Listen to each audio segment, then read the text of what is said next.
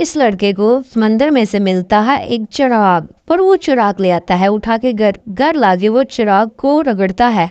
चिराग को रगड़ने से इसमें से एक खूबसूरत सी लड़की निकलती है जो कहती है, क्या हुक्म है मेरे आका, मैं आपकी 3 ख्वाहिशात पूरी करूंगी। लेकिन लड़के की नीयत खराब हो जाती है लड़की के बदन पे, क्योंकि लड़की देखने में बहुत ही खूबसूरत है।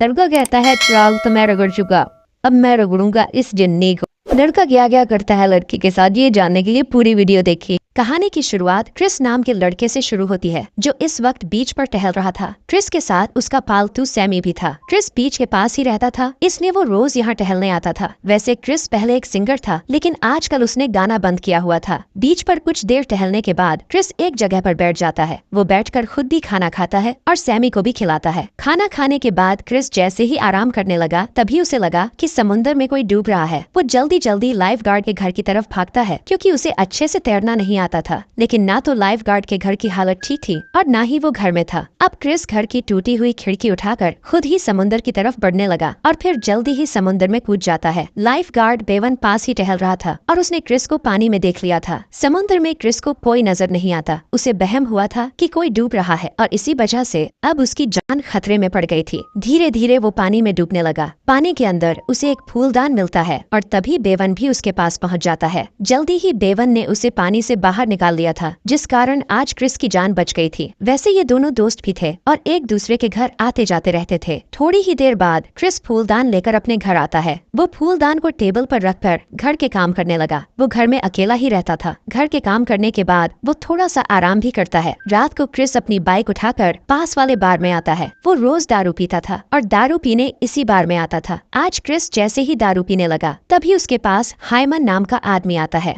हाइमन एक म्यूजिक कंपनी का मालिक था और क्रिस भी उसे अच्छे से जानता था। हाइमन चाहता था कि क्रिस फिर से गाने लगे और उसकी कंपनी के लिए गाए, मगर क्रिस ने गाने से साफ साफ मना कर दिया था। हाइमन उसे पैसों का भी लालच देता है, लेकिन क्रिस फिर भी नहीं मानता। दरअसल पिछले महीने ही क्रिस का अपने छोटे भाई जिमी से झगड़ा हो गया था। जिमी भी गाना चाहता था। वो चाहता था कि क्रिस उसकी मदद करे, लेकिन क्रिस उसकी मदद करने से मना कर देता है। जिमी गुस्से में आकर उसके घर से तो निकल गया, लेकिन रास्ते में ही उसका एक्सीडेंट हो जाता है और वो मर जाता है। बस उसी दिन से क्रिस ने गाना बंद कर दिया था, जिस दिन उसके भाई की मौत हुई थी। क्रिस को लग रहा था कि उसने जिमी की मदद नहीं की, इसीलिए उसका एक्सीडेंट हुआ था। घर पहुंचकर क्रिस पहले फूलदान साफ करता है और फिर वहीं बैठकर आराम करने लगता है। फूलदान को साफ करते करते उसने उसे रगड़ दिया था, जिस कारण घर के आसपास तेज हवा चलने लगी थी। देखते ही देखते फूलदान चमकने लगा और ये देखकर क्रिस डर गया। अब जल्दी ही फूलदान से एक खूबसूरत सी लड़की निकलती है। क्रिस हैरान हुआ, सब देख रहा था। लड़की बाहर निकलकर उससे कहती है कि मेरा नाम रूही है और मैं तुम्हारी गुलाम हूँ। क्रिस का ध्यान उसकी बातों पर कम, लेकिन उसके बड़े बड़े तरबूजों पर ज्यादा था। उसकी नजरों को पहचान कर रूही ने क्रिस की ही एक शर्ट पहन ली। वो अब जैसे ही उसके पास जाने लगती है तो वो डर कर पीछे हटने लगता है। रूही उसे समझाती है कि मैं तुम्हारी 3 इच्छाएं पूरी कर चली जाऊंगी। क्रिस को उसकी बात पर यकीन नहीं होता। वो खुद को संभाल कर मजाक मजाक में कहता है, मैं अभी बारिश देखना चाहता हूँ। उसकी बात सुनकर रूही अपना जादू करती है और उसी पल बारिश शुरू हो जाती है। क्रिस यहाँ रहता था, वहाँ बारिश नहीं होती थी, इसलिए वो अब बेहद हैरान था।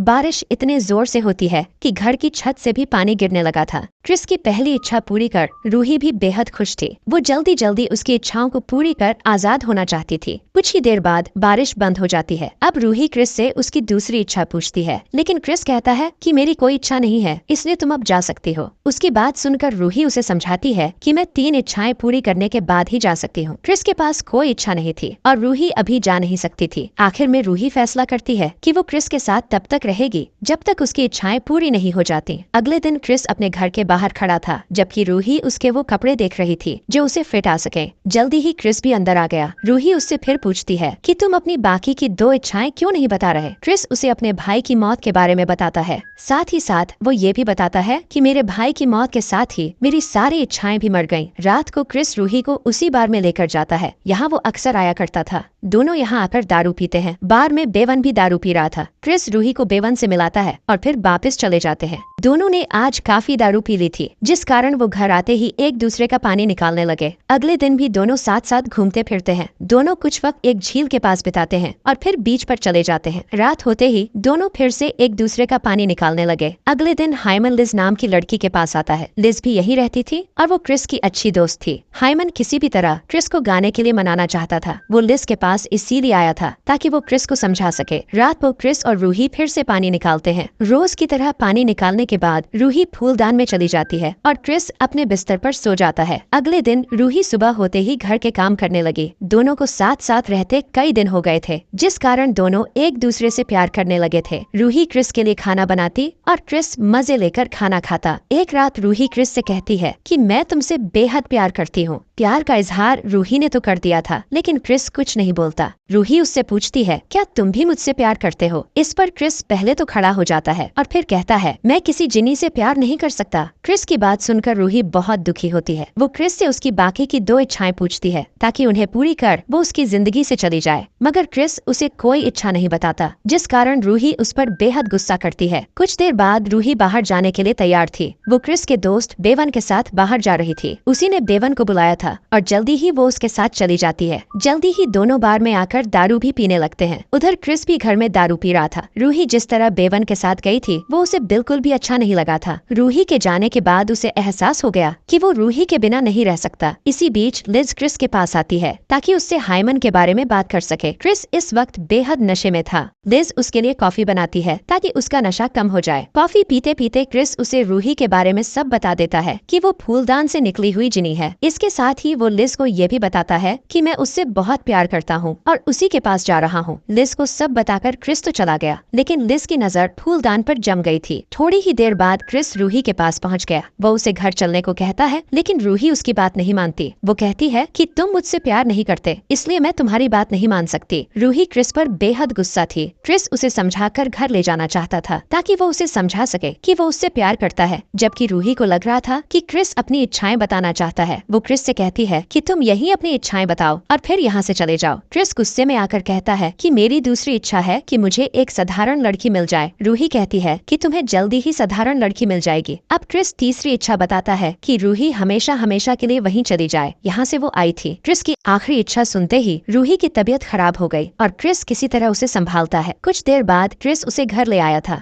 रूही की तबीयत इसलिए खराब हुई थी क्योंकि वो वापस जाना चाहती थी, लेकिन उसके पास उसका फूलदान नहीं था। रूही ने क्रिस की तीनों इच्छाएं पूरी कर दी थी। क्रिस की तीसरी इच्छा थी कि रूही वहीं चली जाए, यहाँ से वो आई थी। क्रिस की तीसरी इच्छा पूरी करने के लिए उसे फूलदान चाहिए था। क्रिस को भी जल्दी ही पता चल जाता है कि फूलदान लिज के पास है। वो जल्दी जल्दी लिज के घर जाता है, लेकिन वहाँ उसे लिज नहीं मिलती। लिज इस वक्त समुद्र किनारे बैठी थी और फूलदान उसी के पास था। लालच में आकर उसने फूलदान तो उठा लिया, लेकिन उसे ये नहीं पता था कि इसमें से जिनी कैसे निकलता है। अगले दिन लिज को अपनी गलती का एहसास हो जाता है कि उसने लालच में आकर क्रिस को धोखा दिया है। वो फूलदान क्रिस को लौटा देती है, जिसके बाद क्रिस रूही को लेकर समुद्र किनारे आ जाता है। जल्दी ही रूही फूलदान में चली जाती है और क्रिस फूलदान को समुद्र में बहा देता है। अगली सुबह भी क्रिस बीच पर ही था। रूही के जाने के बाद वो इतना दुखी था कि रात को वो बीच पर ही सो गया था। वो जैसे ही नींद से जागता है तो उसकी नजर एक लड़की पर पड़ती है। लड़की बीच पर ही टहल रही थी और वो क्रिस के पास आकर उसकी तबीयत के बारे में पूछने लगे। ये लड़की बिल्कुल रूही जैसी ही दिखती थी और उसे देखकर क्रिस भी हैरान हो गया था, लेकिन जल्दी ही क्रिस समझ जाता है कि रूही ने उसकी दूसरी इच्छा भी पूरी कर दी। क्रिस की दूसरी इच्छा थी कि उसे एक साधारण लड़की मिले और अब वो उसे मिल चुकी थी। पूरी कहानी में हमें यही दिखाया गया है कि जो लोग जिंदगी से निराश होते हैं उनकी इच्छाएं भी मर जाती हैं। क्रिस भी अपनी जिंदगी से निराश था, इसलिए उसकी भी कोई इच्छा नहीं थी। इसी के साथ इस कहानी का यही अंत हो जाता है। हमारी वीडियो देखने के लिए बहुत बहुत धन्यवाद। अगर आप ऐसी ही वीडियोस के दीवाने हैं तो प्लीज मेरे चैनल को जरूर सब्सक्राइब करें। मिलते हैं अगली वीडियो में, तब तक के लिए नमस्कार।